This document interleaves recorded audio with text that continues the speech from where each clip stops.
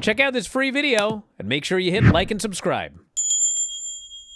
Afterwards, they shot an angle where Ospreay and Swerve had challenged the Young Bucks to put the EVP titles on the line at the pay-per-view. And we had asked, well, first off, what the hell does that mean? And second off, why would the EVPs just say yes? So they clarified this week. The EVP titles are on the line in the sense that if the Bucks lose, they will be stripped of their titles, they will have no power, and the power will go to the people. And also Tony Khan. People power? That's not a good thing to go. Well, they didn't say people power, thankfully. But the Bucks are like, well, you know, we're not going to... What's in it for us? And so Ospreay comes up with an idea. And that is, if you accept this match with our stips, we will agree that if you beat us, neither of us can challenge for the world title for 1 year. And so the Bucks accept. And I'll talk about this a lot more tonight. But Dave did not like this one bit because he did not like the idea of Will Ospreay not challenging for the title for a full year. And long story short, I'm going to say this, okay? If this is an issue, then Will Ospreay should have just won the Owen, and he should win the title at All In.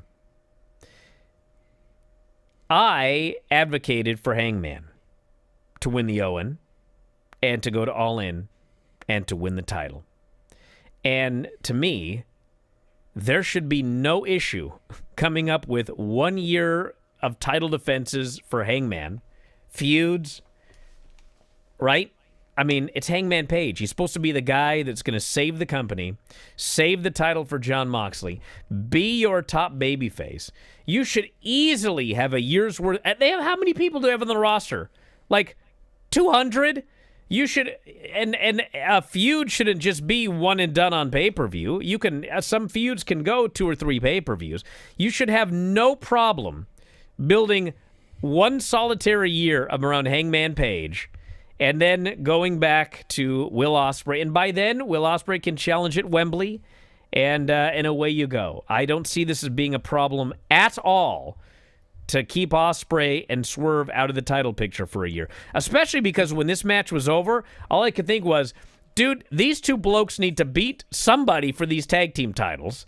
And think of all of the incredible tag team feuds you could do with Will Ospreay and Swerve as world tag team champions. Once the belts are no longer held hostage by the Hurt Syndicate, you know how many awesome tag teams you have?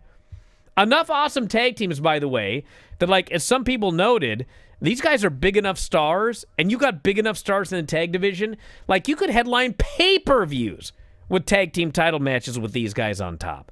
So I don't see this as a problem at all. Has there ever been a double stip match where there's nothing in it for the winners? Like if Hangman or if Swerve and Ospreay win, they don't get anything. If the Bucks win, they don't get anything. There's just a punishment for the losers. Yes, that's correct. That's odd. It is, but like in storyline, what Ospreay and Swerve get out of it is the Bucks can no longer screw with them using their EVP powers. So that's what's in it for them. But why do the Bucks care if they can't be in the singles picture? Just to screw with them. Alrighty then. And they're trying to claim that they're doing all of this for Hangman. And so this would take 2 challengers out of Hangman's potential pool of challengers.